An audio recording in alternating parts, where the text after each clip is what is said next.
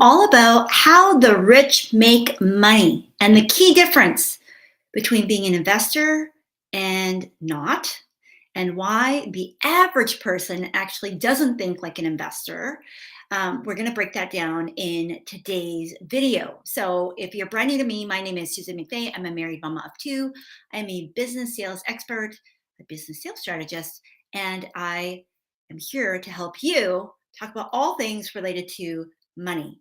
Because what's the point in making more money if you actually can't keep it, right? And let me backtrack a little bit so that you understand the context of why I'm teaching or telling you this information in the first place. I spent the bulk of my career, so the first 20 years of my adult life were heavy in corporate finance, diving in deep and helping people just like you and me make and build and grow our wealth. And as a result, I have a lot of experience, not just theory, but like real hard data and evidence about how people actually um, manage their money. How, and more importantly, what they think they're doing versus what they actually are doing, and the key differences between those who have and those who have not, and those who do and those who do not. So that's what I'm going to be breaking down in today's video. Shout out goes to Li Min Huang, one of my amazing clients who is a sales superstar. She's a rock star client um, who's also on a mission to helping women have more wealth. That's the biggest driver of why I do everything that I do. And she had somebody pose to her a very interesting question, or maybe it was more of an opinion as opposed to a question. They actually said to her, it's kind of a turn off to talk about money so much. Hello? Uh, why do people not say that about men? Why is it that for women, it seems to be a rather taboo subject to talk about success, to talk about money, to talk about wealth, to talk about being a go getter and being ambitious? Like, why do we always have to feel like it's this or that? So, today, when we're talking about how the rich make money, there's one key thing that, regardless of background, gender, experience, that makes the difference. And while you may be thinking like, oh, she's gonna give me a whole bunch of stuff on like literally how to make money, there are like you could Google that, right? And can I go into all of that? Go and listen to my podcast, Master the Sales Game. I actually give you, I think it's close to 70 different ideas for how to make cash, right? Like how to generate some cash in your business, even if you don't currently have a business. So go and listen to that if that's like the specifics of what you need. Right now, what I want to talk about is more importantly, how the rich make money by first how they think about making money. Because as a man thinketh, or as a woman thinketh, that's what we do, right? Like this is the leading part, it's the tip of the spear. So if we don't think about money correctly, if we don't think about our wealth correctly, then our actions, our beliefs, and everything else otherwise is going to be way over here, in left field versus the straight and narrow path that we're actually wanting to go through. So, this concept of investor versus gambler is really what I want to hone in on today. No, it's not sexy, and it's probably not the thing that you thought I was going to be talking about, but it's extremely critical because without it, you could make a lot of money and you won't keep it. Okay. More importantly, you're probably going to have to work a lot harder than necessary in order to see the fruits of your labor, right? That this is really about working smarter, not harder. And I think sometimes we say it, we believe it, we think it, we even try it, but we actually don't know what it means. So today I'm going to give you the nuts and bolts of what this actually looks like by giving you this analogy. If I was to ask you right now, and if you're on here live, please feel free to say hello and where you're dialing in from, or calling in, or listening in from. And if you're on the replay, do the same thing. Okay. Are you an investor? And if you are, put investor. Or are you a gambler? And if you are a gambler, put a gambler too. I am both. Okay. So I'm going to share with you why I'm both and how this has helped me to grow my wealth and become rich, not just in here, but also on paper. Okay. So, with all this being said, what is a gambler?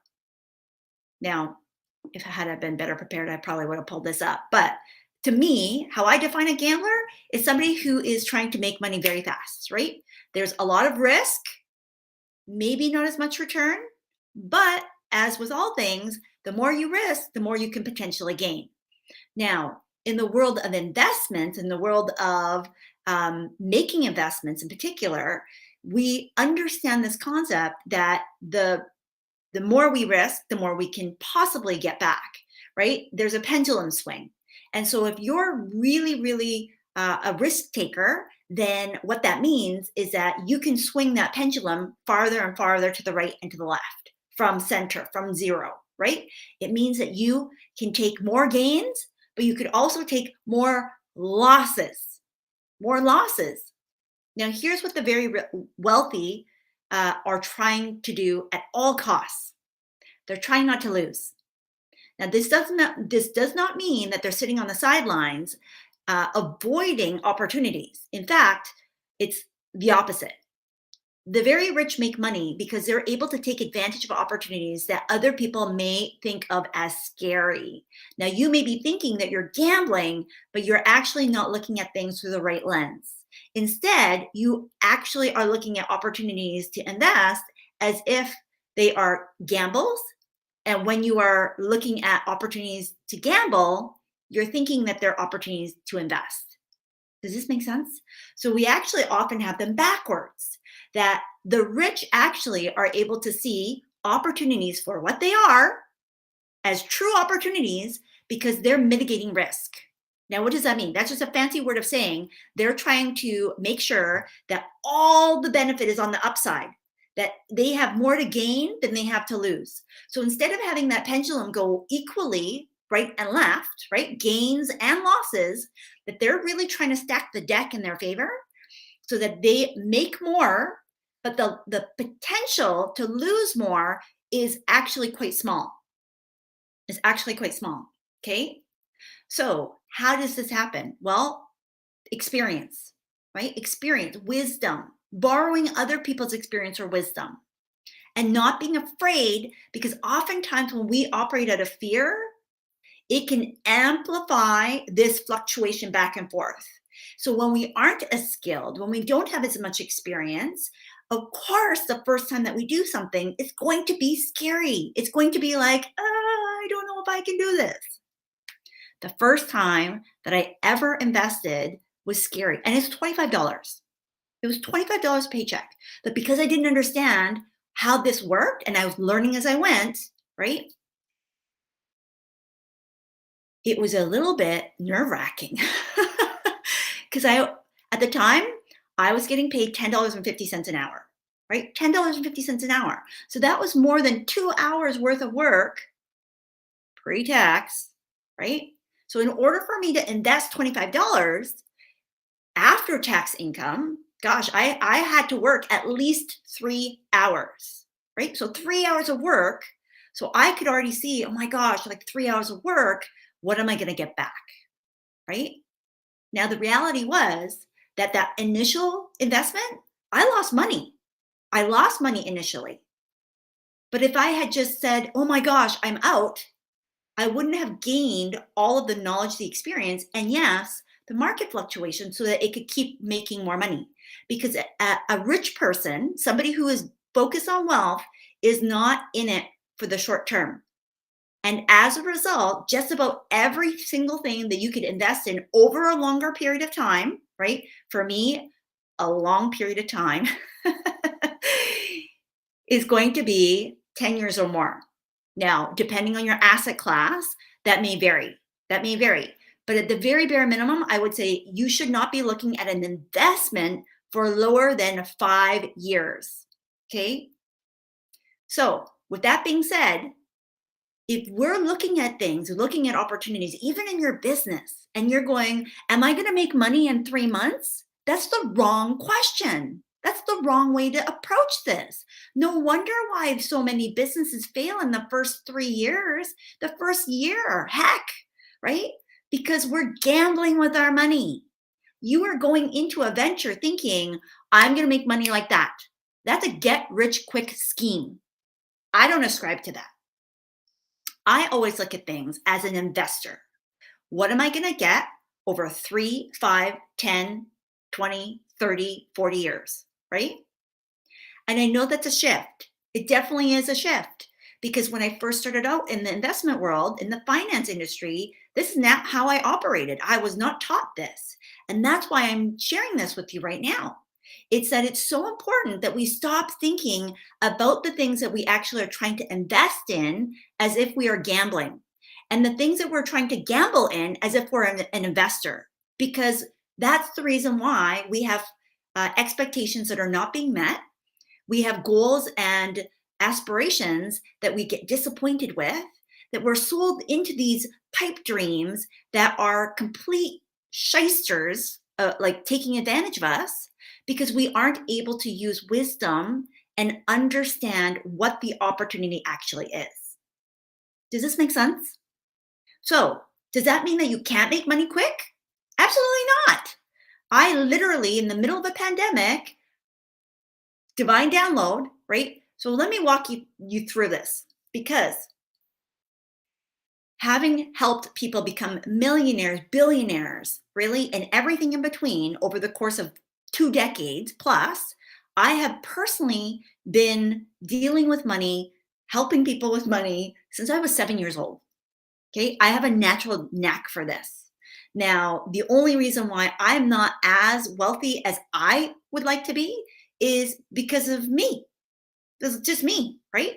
And a lot of times we get stuck in our old ways of thinking and our old ways of being and doing and believing that the possibility of something bigger, especially when you're the first in your bloodline, you're the first in your family to do a lot of things, it can be more challenging because you have to break out of these old mindsets and beliefs and identities that keep us stuck. They're designed to help us and to support us and to make us feel like we belong. But what happens if you're not supposed to belong? What happens if you are the first person to be rich and wealthy, like filthy rich? You need to figure out how the rich people actually think. Now, I'm grateful because I was planted in an environment, right, with my corporate job where I was exposed to all of this, even though my parents had a business generating hundreds of thousands of dollars of cash, because it was a cash business at the time, right? Back when I grew up, there wasn't as much reliance on credit and debit. In fact, there was no debit, there was no internet. Right? So, so when data goes down, when this goes down, okay, that's fine. But that was then, not now, right? But I share this with you because if I go back all the way through the span of time, because there's patterns of behaviors in history, and we are in that same sort of situation now. When I first started in my corporate career, I never had any extra. And as I kept growing and growing and growing, I basically avoided putting myself in a situation where I would be tempted by indecision, and I would be tempted by my own desires. And this is not about like sacrificing to the nth degree, but I knew that the way that I had grown up and my natural tendency, I actually like nice things. Okay. I don't know about you, but I like nice things. I like luxury things. I like eating well. I like things that feel nice on my body. I like being in places that make me feel a certain way. That has a cost to it, right? Um, and I'm not going to pussyfoot around and say these are all investments. They're not. Some of these things, it's just you're spending money because you want to, and that's totally okay. But let's call a spade, right? And so at the end of the day, I paid myself first, which that's not even what we're talking about today, but that's a bonus hack. Make sure that you pay yourself first, because that way you always have money for a rainy day. That way you always make sure that you are taking care of you first. That's the oxygen mask that you need to put on. So I always did that. And that discipline is what forced me to start thinking like a rich person, because a rich person doesn't get rich overnight. Very few people are born into money, and the kind of money where you don't even have to think about it anymore. most people, even though their families are quite well off, they still have to work and steward and operate and manage what they already have so that it doesn't go away. Because remember what I said to you at the very beginning, that the number one goal for every rich person is to not lose it. Okay? Because they understand what's at risk here, right? And so instead, the upside for them is now, if I just make a little bit more without losing anything, that's still a gain. For most folks who are average, right, that aren't wealthy yet, they're doing the opposite because they don't have as much to lose. That's the reality. If you don't have much, you don't have much to lose. And so sometimes you do have to swing for the fences because you have to take the opportunity that's knocking at the door. But again, this is why so many people, they lose out because they're swinging for the fences, and statistically it might be a 1 in a million shot, right? So the cards are kind of stacked against you. So how do you mitigate this? Because you think of yourself as an investor. You need to think longer term. So here's a perfect example that I'm going to share with you, because there is something happening right now as we speak that you need to be prepared for in order to help you to perhaps turn into a rich person very quickly, because the timelines are going to get condensed with the opportunities that are going to show up. At the time of this recording, we are, depending on who the expert that you're listening to, we are on the verge of a recession. We are in the recession. Like, there's varying opinions. Okay. I'm not going to argue whether we are or we aren't. I've been talking about the potential of a recession for over 2 years now. And COVID was technically blip a blip in the recessionary kind of schedule, but it wasn't a real recession like we would typically go through, like the 2008 recession. So, having been in the market personally since 1998, I have always just been actively investing, meaning once I got into the habit, because I thought like a rich person before I actually was one, I became an investor in my own future. Okay, with $25 a paycheck. And that quickly grew and grew and grew and grew. It enabled me to pay for things in cash, like my cars, the down payments on our homes, like all kinds of stuff. So again, it does not mean that you need to go without because you are only saving for long-term vision. It's really about this as opposed to anything else. Does this make sense? And that's why I'm not going to get into the weeds of like where you need to invest and how you need to make money. There's tons of resources. And like I said at the very beginning, if you missed it, I have a podcast, Master the Sales Game. And I actually did a whole episode back near the beginning of the pandemic. So over 2 years ago now, where I gave you, I think it was 50, 60, maybe even 70 different cash injection ideas, like how to generate cash for your business. Okay. Go and listen to that if that's the area that you need more money. Maybe tomorrow we're going to talk a little bit more about like the lay of the land as it relates to how you can actually make more money from an opportunistic kind of standpoint, okay, or opportunities standpoint. I don't think any of us want to be opportunistic. So because I was heavily invested, right? Every time I kept making more, I kept investing more because my vision was for the long term. My future self needed to be funded, but I also got to use some of that along the way, right? It helped me enjoy my life. It helped me pay for my wedding. It helped me to buy a home and then another home and another home. Side note, if you're not on my email list, what you waiting for? Grab yourself a spot, because tomorrow I think we're going to be sharing a story about how I manifested. I use that word with a grain of salt because there was work involved, right? Sometimes I think we manifested. No, I manifested it because I had the ability and the experience and the know-how and an opportunity passed my way that I jumped on, and we bought this house in 6 hours in the middle of a pandemic, and we instantly made money.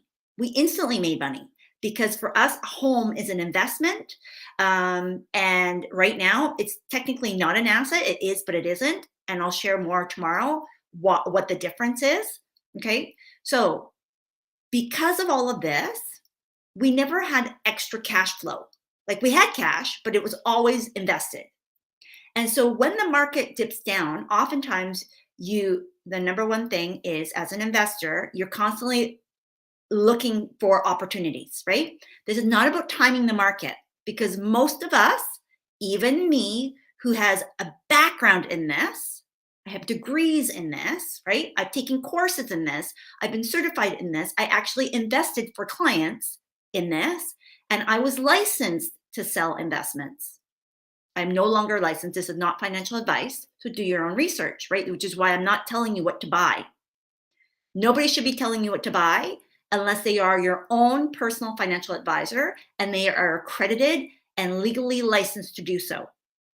If they are telling you what to buy, and they don't have any of those things, they could get themselves into a lot of hot water and you could get yourself on the wrong side of where you want to be.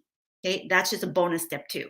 So if you're following anybody and they're not giving you the proper disclaimers and you know that they're not licensed, they should probably be reported. Sorry, not sorry. Okay, because there's a lot of shysters taking people's money, innocent people's money, because they just don't know any better.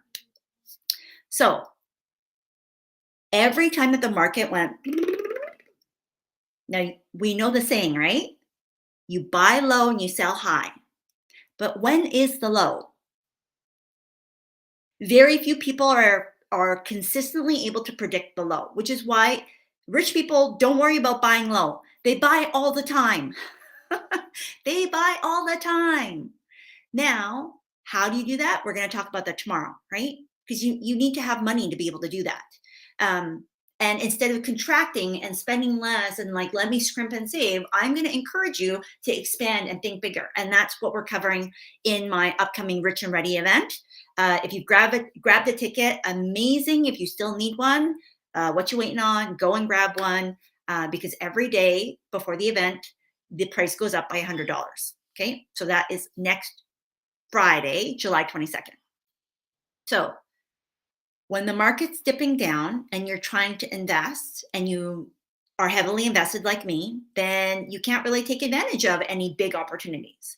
And so I had said way back in my career that if there would ever come a time where I had extra cash, just sitting in cash, right, where we weren't fully invested in the market, that I would go in, like I would buy.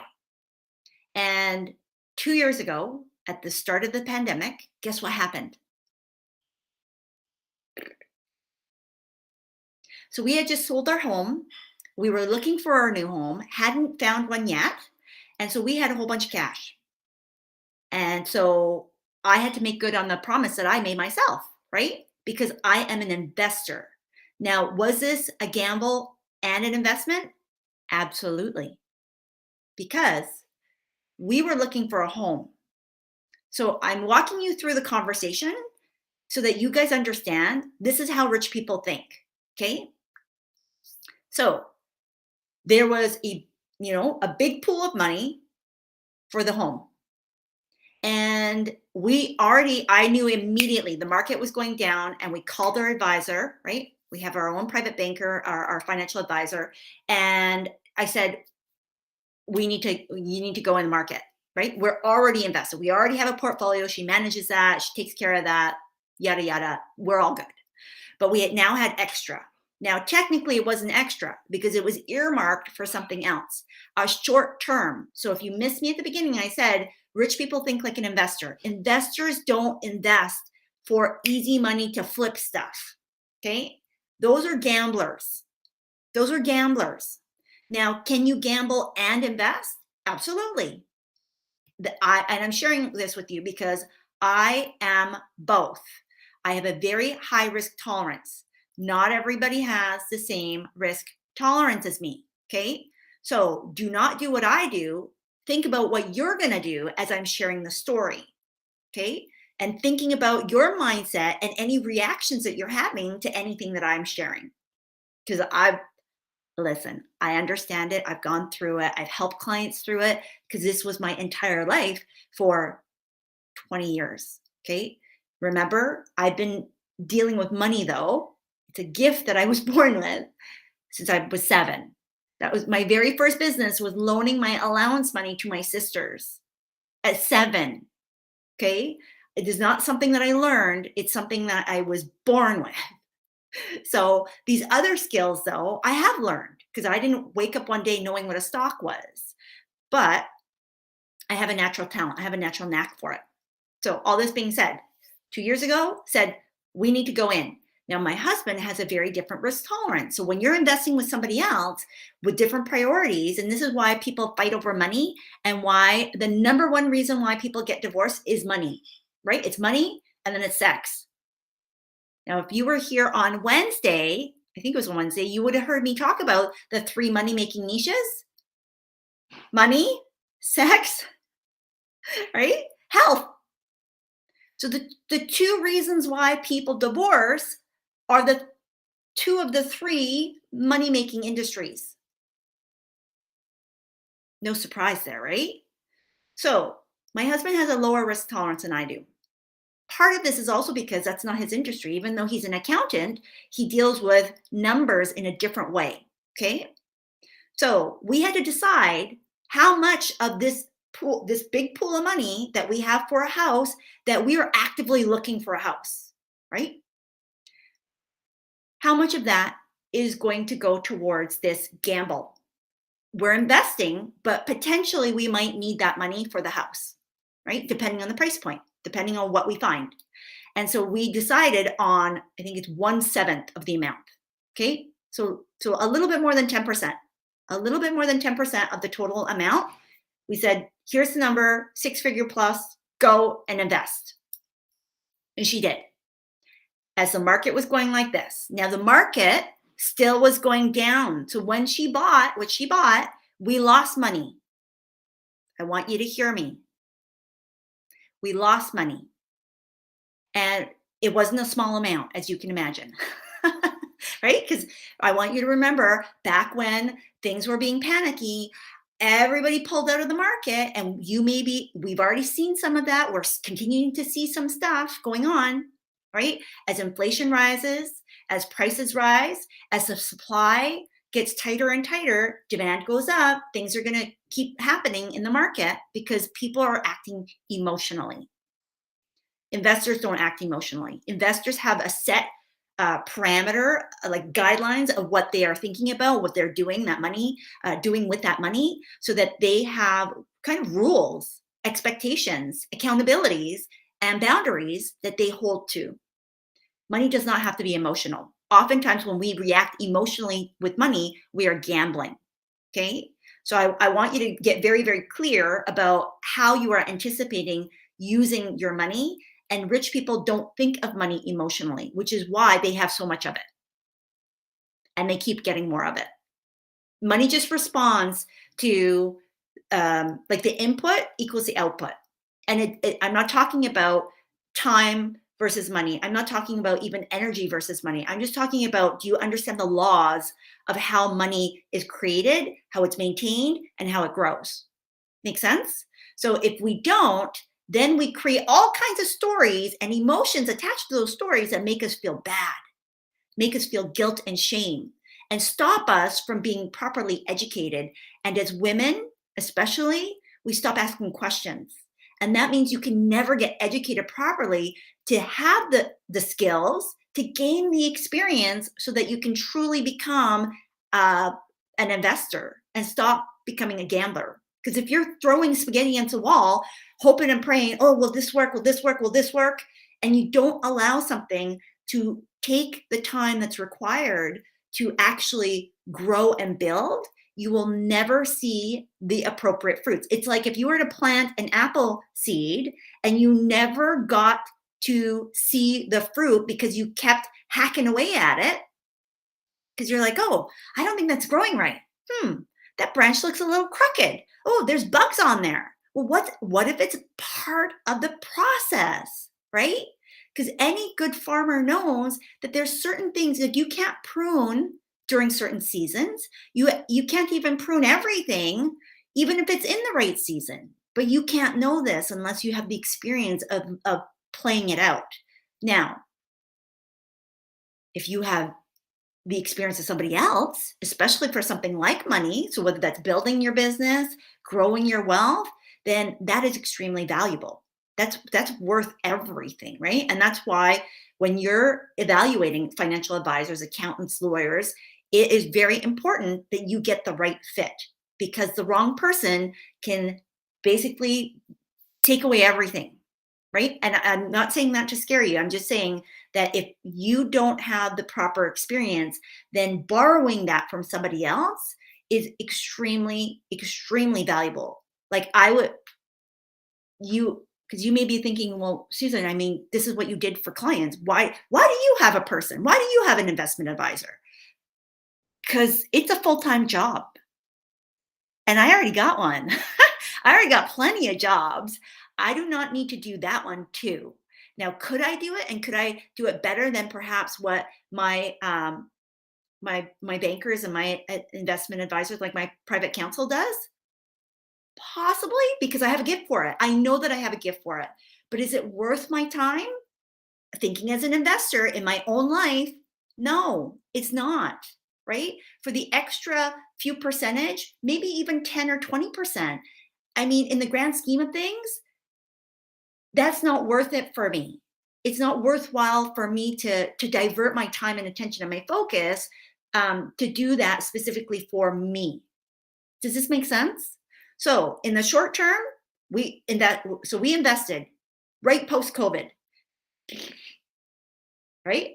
And I had told my husband, I was like, we're not going to look at it until we actually need to look at it. Which funny enough happened within so that was in March, give or take, right? End of March is when we invested. And we ended up buying this house, which is going to be the story on the email, um, in a 6 hour period in, I think it was May, 2 months. Okay. Now, that's not what I was anticipating at all, because we actually had our rental, like we were renting a place because we had moved here, not sold our old house, and not found a new house, and so we were in between, right? So we already had a long-term lease. It was a 1 year lease that we were renting, so we had time. So even with that, we had about 6 months, which is very short term. Okay, but 2 months is like ludicrous. So in 2 months, though, we had made more than 20% of our original investment by the time we needed to close on the home.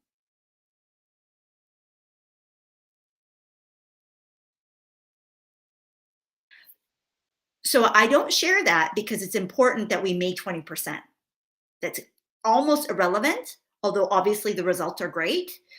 It's more about what did it take to take advantage of that opportunity when it showed up. So if you have been saying, like, oh, I need to get in the market or I need to do this, but you have never taken the steps to learn to get yourself in a position that you could be there, right? So, as an example, oh, I'd love to invest, but blah, blah, blah, blah, blah, whatever, insert blah. Okay. So for me, it was, oh, I'd love to, when the market crashes, I would love to put more money in, but I don't have enough, right? Well, here's the thing. I never actually even thought of the possibility to go and try and make more money because I was full time in a job. I made good money, right? 2 kids, married, double income, right? Our lives were very full. I thought we had enough, but there was always a piece of me that was like, oh, if I had more, I could do more. I always knew that, but I never took the steps to do the more, right? I was waiting for it to come. I was being very passive, which actually is not who I am. So it was very interesting for me to kind of look back and see these little signs of not giving myself permission to want more, to have more, to get more, because I didn't think that it was okay in some way, right? It's not something that I verbalize or I even like recognize, but if I look back, I can see, oh, that's the reason why, right? Because I could have gotten another business going at the time. I could have tried something else. I could have had even like a part-time job, like here and there. A few hundred bucks at the age that I was back then, 10, 15, even 20 years earlier would have made such a huge difference to what I have now in terms of my wealth. My wealth would be exponentially increased. How do I know? Because the amount that I started saving for my kids, my eldest is now 16, we stopped investing about 5 years ago, okay, for both of the kids. They have more in their education fund than most adults have for their retirement. How do I know? Again, I share this because of my background, looking at people's bank account balances, looking at their investment portfolios, looking at how they actually spend money. And I'm not sharing this because I want you to feel bad. I'm sharing this because I need to paint a picture of how simple money and growing your wealth can be, and how rich people actually think, how they make money. It's here first because they come up with all of these ideas that may look and sound crazy, or on the flip side, they're extremely boring, right? Making money does not have to be exciting. Making money, the most money, actually can be super, super boring. Super boring, right? And I think as visionaries and creatives, sometimes we go chasing after the new and the new and the new and the thrill and the chase. You're gambling. And I say this because I'm both. I am an investor. I have forced myself to be an investor, gratefully learning that through experience, but I also know about myself. I am a gambler at heart. Like, you sit me in a casino and I only go with like 20 or 100 bucks. You know why? Because the thrill of it, it's dopamine as well. So it utilizes your brain chemistry to work against us, right? The thrill of the cha-ching, cha-ching, cha-ching, cha-ching, like even just hearing all the noises and the buttons and like a thrill, that's all done intentionally. So I allow myself to still have fun. It's been years. It's been years since I've been, doing any of that. But I still make money. I have still made money, even gambling, because I know myself and because I know I am there, right? And even if you're doing little scratch tickets, I'm not saying don't have fun with your life. I'm not saying don't spend money where you want to. I'm saying that we need to understand the difference between being an investor and being a gambler. And the biggest mistake that I see that rich people do not make consistently is that the average person is looking to gamble when they actually think that they're investing. And on the flip side, they're uh, they're investing when they think they're gambling, right? And they're gambling when they think they're investing. So they have it mixed up. And as a result, we get disappointed when we don't get the results that we want, when it doesn't meet our expectations. Does this make sense? So I want you to promise me that you're going to look for boring when it comes to your investments, because boring is tried and true, and it actually can grow super fast if you stop monkeying around with it. If you stop, trying to adjust it, right? Ladies, and if anybody feels me, you know how when you do mascara, because like I don't wear a lot of makeup. Hello, you can probably tell. Part of that is just I'm lazy. That's what it comes down to. I'd rather sleep than take care of this. So thank God, good genes, right? But if I do put on makeup, it's usually a little bit of mascara and maybe some lipstick, okay, lip gloss. I love how Janie says boring works for me. So you know how sometimes you put on mascara, ladies, and it's like it smudges, right? Like, is that just me? Like it smudges or gets clumpy, and you're just like, let me just fix that. Let me just fix it. And then in the end, you spent way more time and effort and energy than if you just wiped it clean and tried again. Is it just me? Like, no, no, no, no, no. Let me just fix that. Let's not do that with our money. Okay? Because I think sometimes the guilt and the shame and the regret of, oh, I got to fix it. Not everything needs to be fixed. Some things you literally just go and wipe it off, wash it off, stop, start new, and let it go. Okay? And just let it go. Because continuing to try and make it work is actually going to make it much harder for you to move forward. Like if you're trying to piecemeal different strategies together, sometimes it's better to just cut your losses.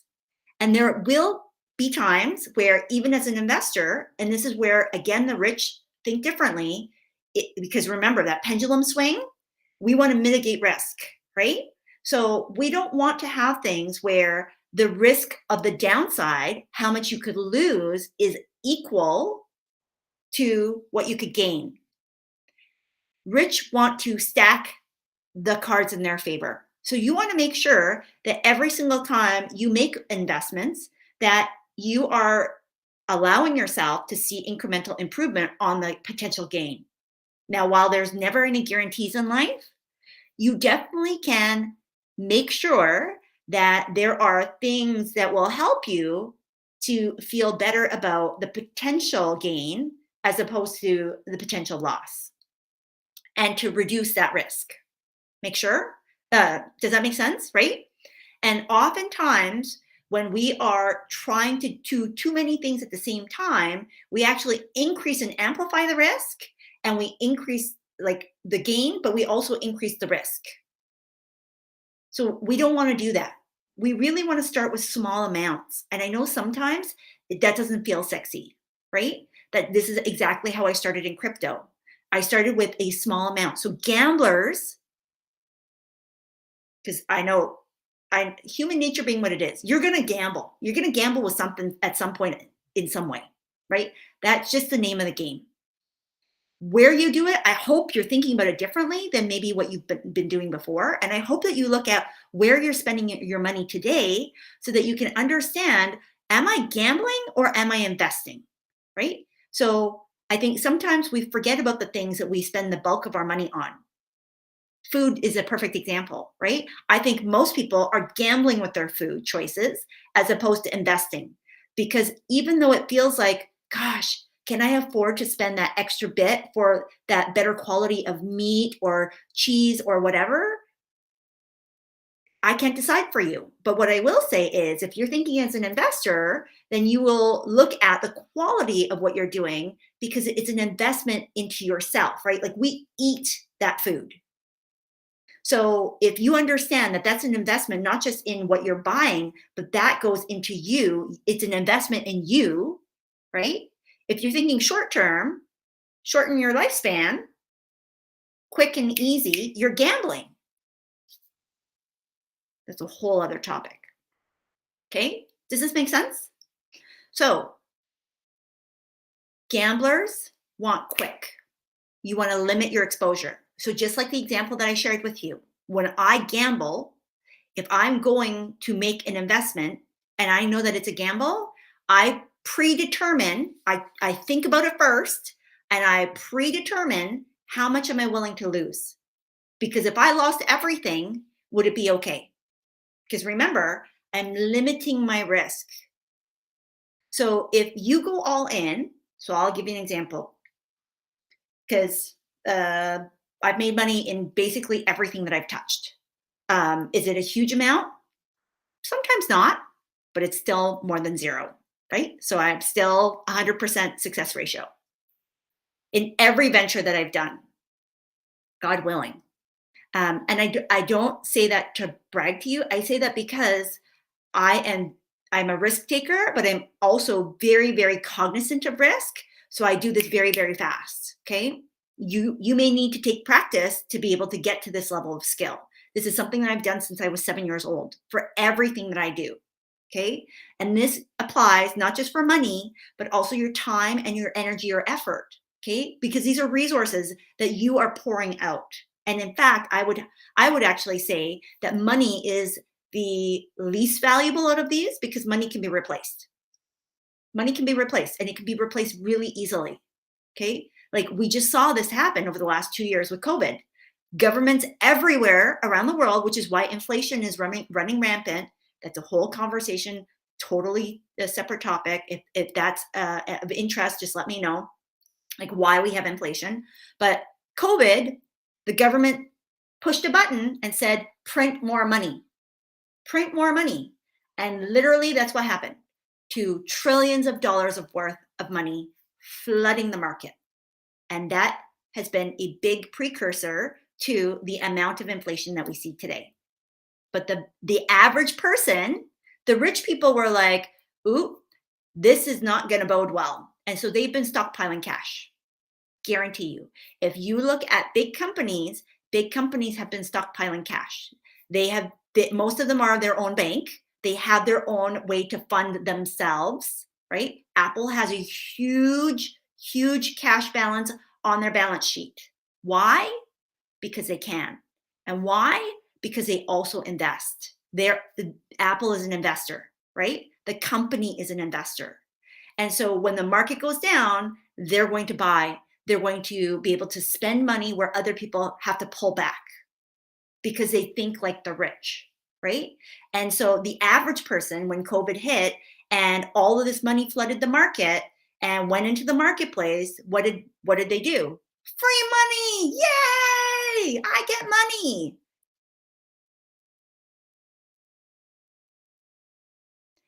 There have been people, and maybe either tomorrow or the next day, I will talk about the wealth transfer. There have been people that have not paid student loans, not paid mortgages or rent for 2 years.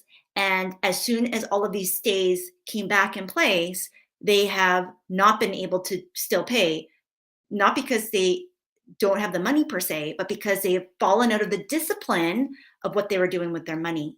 So rich people don't do this, right? Rich people don't do this. Like when COVID hit and our landlord said, hey, so you guys okay? And we're like, yeah, why?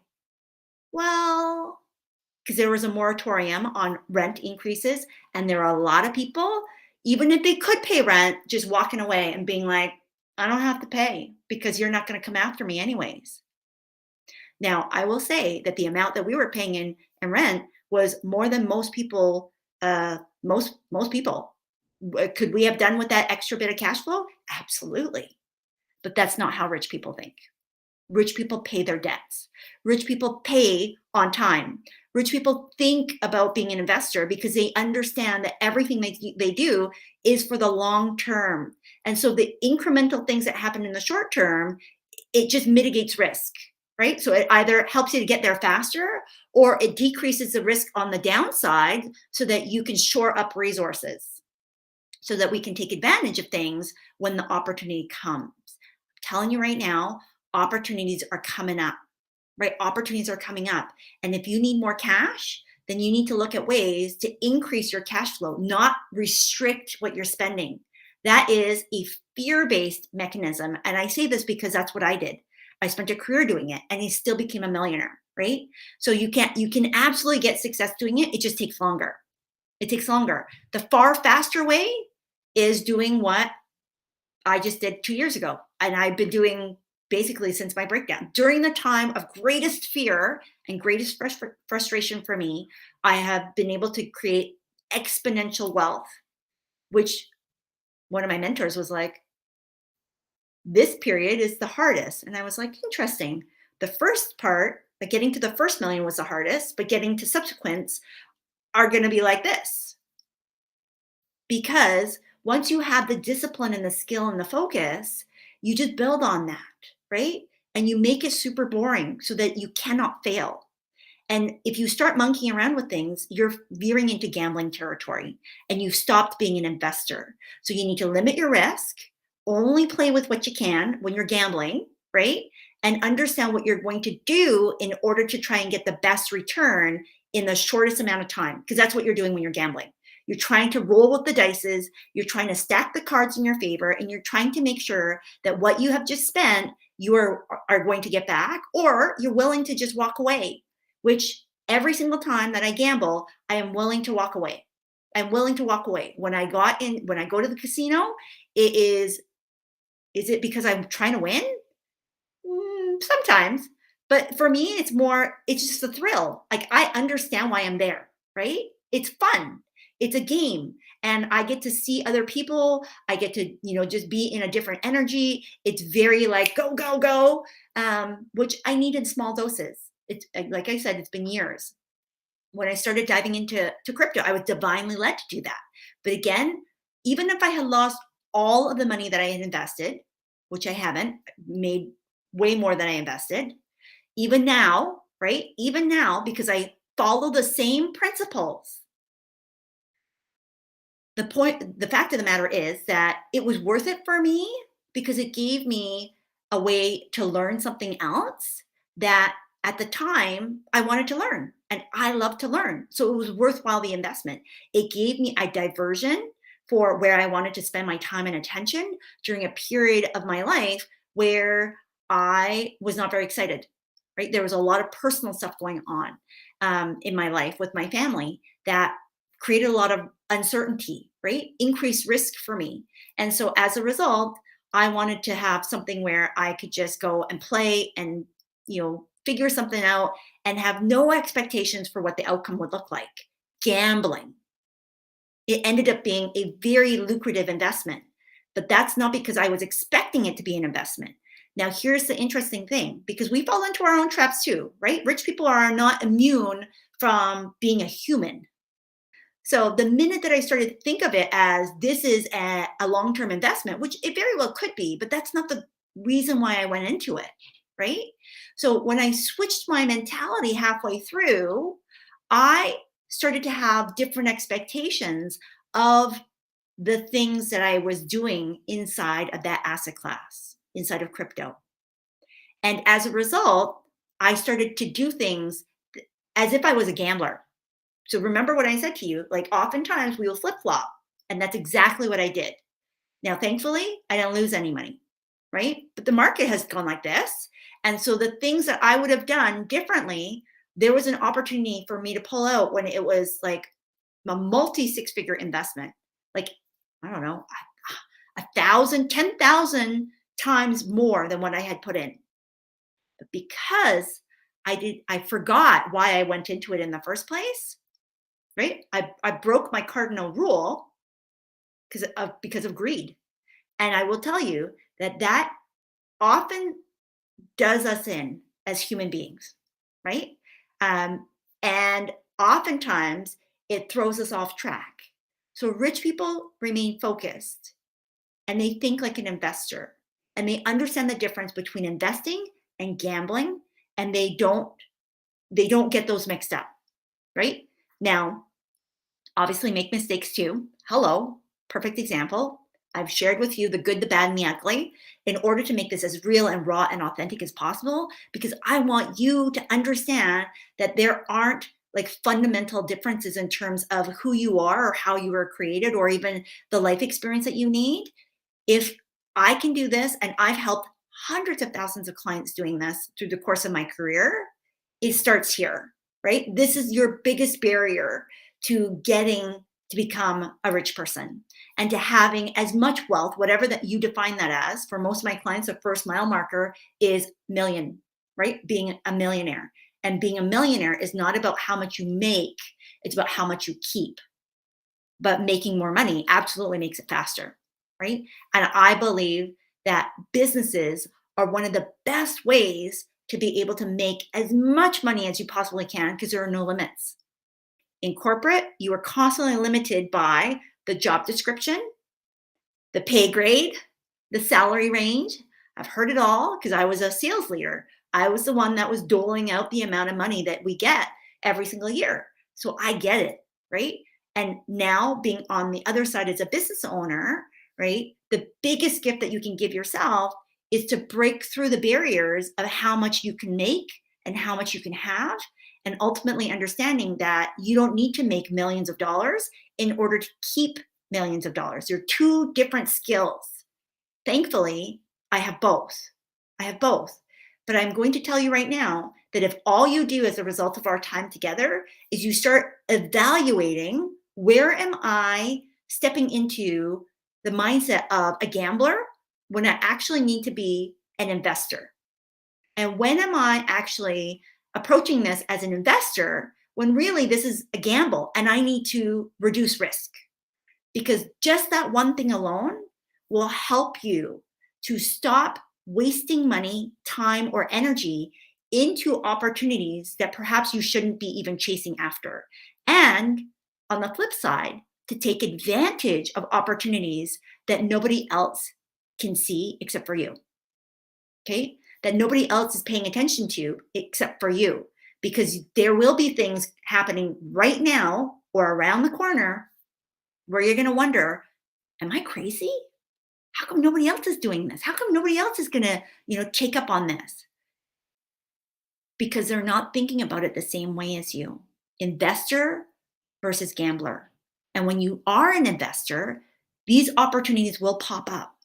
And they are the biggest wealth transfer opportunities that we can see when markets dip down like this. Okay. And that's why 2 years ago, with the start of the pandemic, so many overnight millionaires just popped up.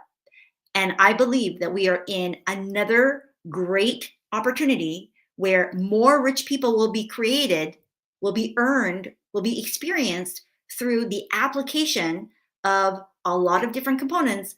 But this one thing, I believe every single one of them has in common. Every single one of them. Okay.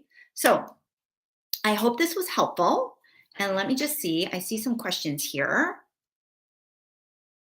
Kita says investing is just intimidating in general when you don't understand it. Absolutely. I completely understand this. And I know that even from my clients, like even my current clients, a lot of them invest and they don't know what they've invested in. Because unfortunately, the investment industry, and I am out to kind of change this, not as an accredited financial advisor, but as somebody who has been in the industry, who is now out of the industry, and is still active and an active participant in the industry by being an investor, to normalize money conversations. And so that's why I felt compelled to come on here and talk about this, because if you listened at the very beginning, when I said my client was kind of ridiculed for, why are you talking about money? Um, because everything that we do in life requires money for the most part. Like, in order for me to have a house over my head, we need money. In order for me to even like this, I paid for a computer. I paid for a phone. I paid for my cable bill that funds my data connection, my Wi-Fi, my internet, right? Like, even the ability to have clothing on my body, keeping my children safe, keeping our house warm, all requires money. And we can make our money grow so much faster if we understand the principles of investing and how to grow it, right? So, unfortunately, investment advisors, remember, a lot of people in these jobs, it makes them feel good, right?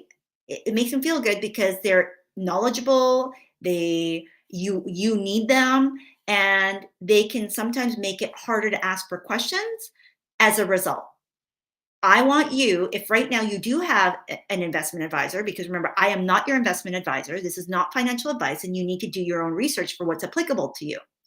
And if it's helpful, these are things that I can continue to share, because these are things that I'm being led to talk about, because of my experience and because I have no vested interest in what you invest in. Meaning, like, I have nothing to sell you for buy my thing. Like, if you want to work with me in your business, great.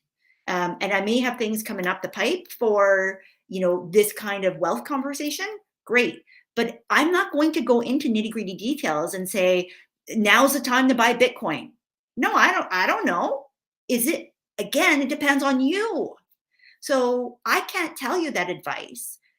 Your financial advisor should be asking you very specific questions before they even give you any kind of investment advice, or they can get their license revoked. And that's why a true investment advisor will never say carte blanche, everybody should be buying this. No. Even when you see people on the news like CNN or all those kinds of things, and you see the stock tickers and they're like, so what's your recommendation on this stock, Brian?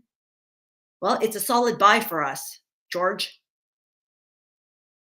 So it is for them, right? And they're going to give you the reasons why, like what they're looking for. But if your risk tolerance or your investor mindset, right? Like your mindset and your time horizon does not account for that type of investment in your portfolio, you have no business investing in it because you're gambling with your money. That's why I'm sharing this information with you and I'm giving it freely because I don't want you to be taken advantage of. I need you to understand that these are the things that investment advisors will not talk about because they don't even think about it, right? Like you have to understand how to be an investor. Yes, you can have help investing, but unless you operate as an investor and not as a gambler, you are going to cause a living wreck for you and them. You're going to be calling them constantly as you see that money go because you're going to be panicked. That is not helpful for an expert. Like that's going to make them block your calls or avoid you. How do I know? I've never done that. I've never done that. Truly. Okay. So let me see what other questions that you have. Janie says, I am not a gambler being hit 3 times by the stock market crashes. PTSD, I completely understand, right? Kita is saying stocks are splitting right now. Absolutely, right? We're seeing different things going on in the market. And again, you need to look at what's appropriate because not all stocks are created equal and not everybody should be invested in stocks. Okay, not everybody should be invested in stocks. That is a very specific asset class. They are equities. So not everybody should have equities in their portfolio. It really just depends. Again, not financial advice. Do your own research. Please make sure that you speak to somebody who's accredited and licensed in whatever you're purchasing, right? So if you're trying to purchase insurance products, you need to speak with a licensed insurance agent. I am neither of those. Most financial advisors are not either. So you need to make sure that you, because they can get into hot water too, right? Like if you're talking to somebody who sells stocks, but they're not licensed to sell insurance, and you guys start talking about insurance, they can get in, they can have their license revoked. Okay. So again, just wanting to give you some context because there's an awful lot of people right now that are teaching people how to get rich and how to manage money and what to buy. And they have zero qualifications, they have zero accreditations, and they have zero licensing. And I'm telling you right now, if they don't get a lawsuit slapped across their face, be on the lookout. Be on the lookout. Somebody is going to complain, and it takes one complaint. That's the SEC will come down like that. Um, I don't play around with compliance stuff just because of my background because they can come and take everything away. That's not good. Kita is asking, so investing is better than saving. Is this correct? They're different, Kita. They're different. So I cannot comfortably say one is better than the other. It depends on your goals. So that's something that I can talk about in an upcoming show. Let me just make a note of it.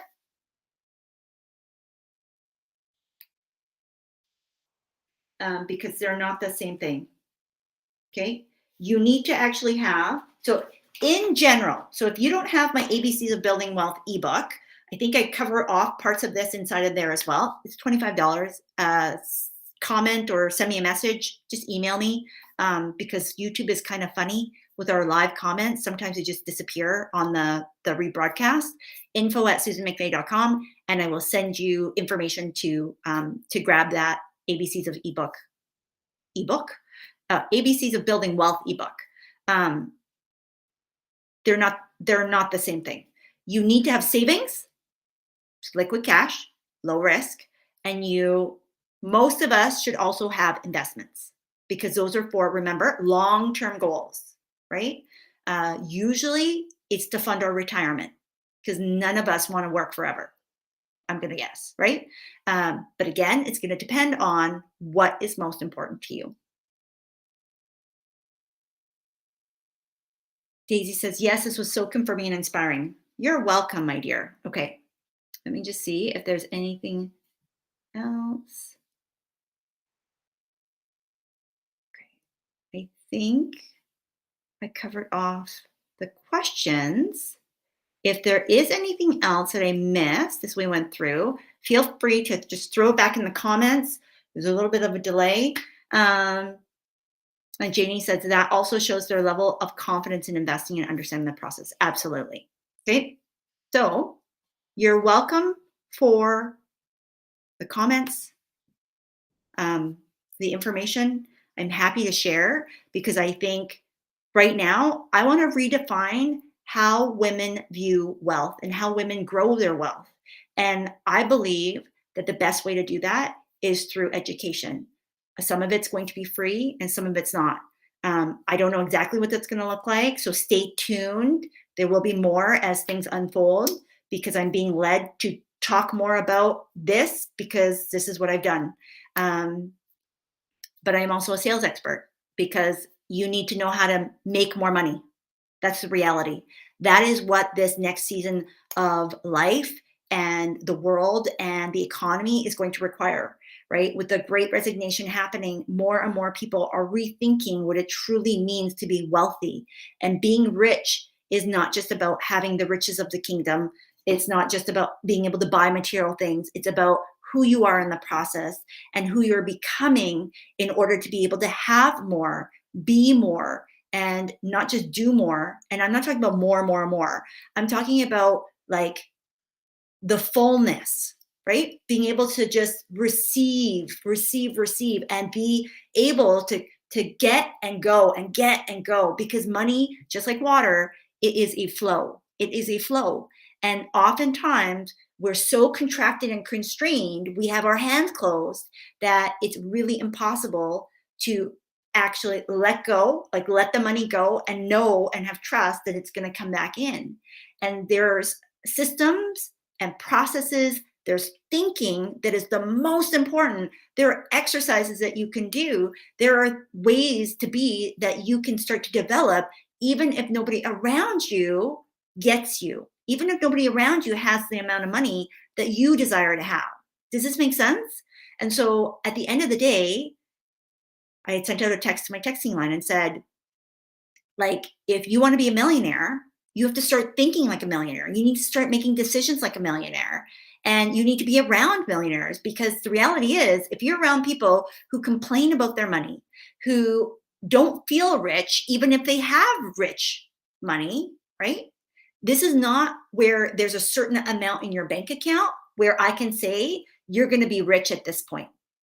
Again, it's going to depend, right?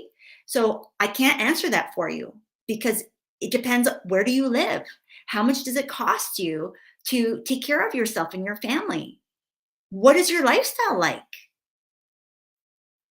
There's so many different factors that make it very, very personalized for each of us.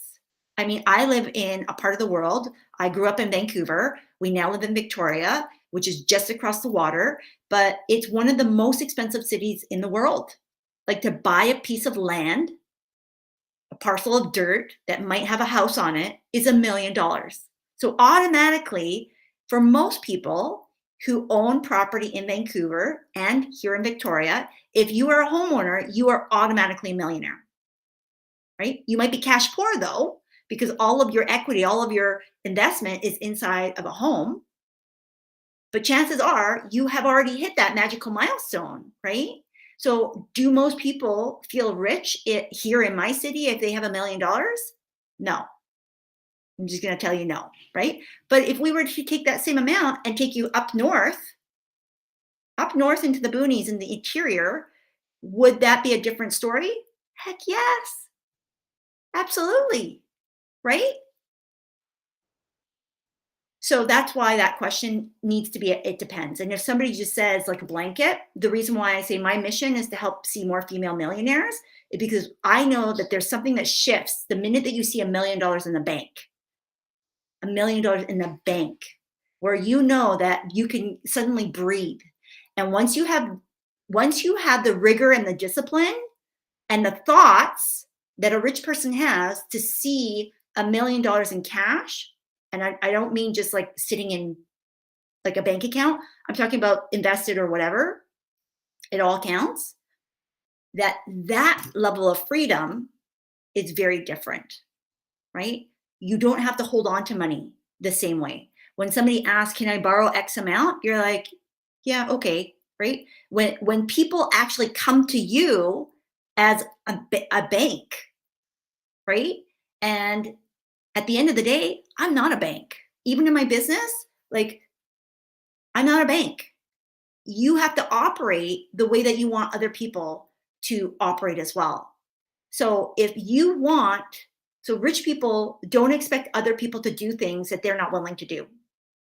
If you're not willing to pay your bills on time, don't expect other people to do it too, right? If you want to have a lot of money, but you are not being disciplined with the amount that you have right now, like you're not paying attention to the amount that you have now.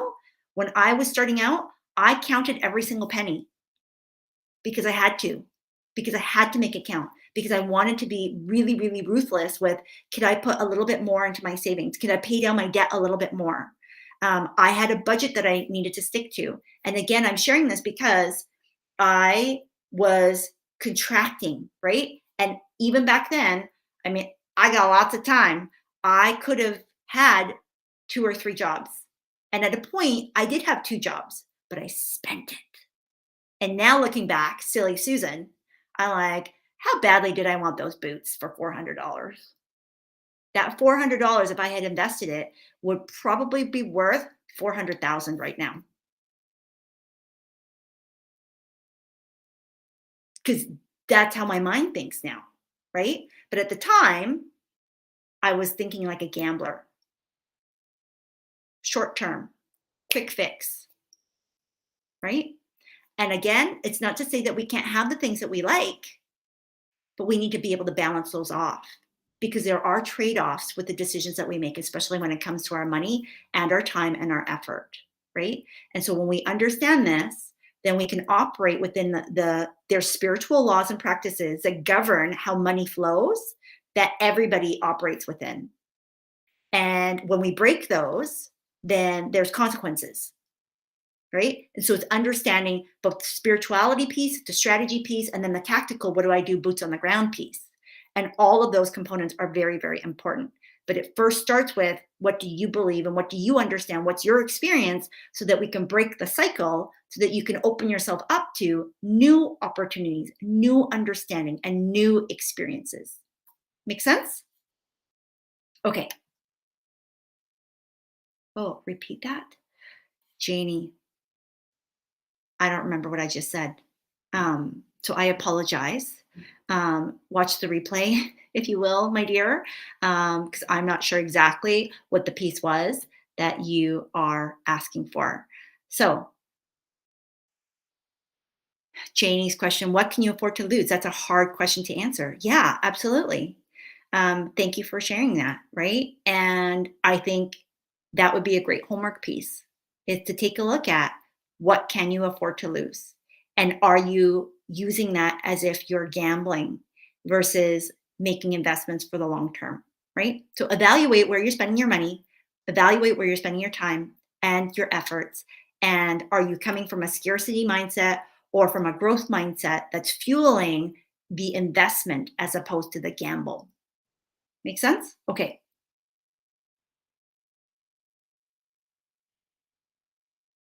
Just looking at the comments here. Perfect. So thank you. I appreciate you. Chances are we'll be back on here tomorrow because appearingly I have a lot more to say on these topics than I had thought. So we will back here tomorrow. Be sure to hit subscribe and hit the bell, I think, down here, in order to be notified the next time I go live or a new video drops here on the channel. Thanks so much, and we will talk to you very soon. Bye-bye.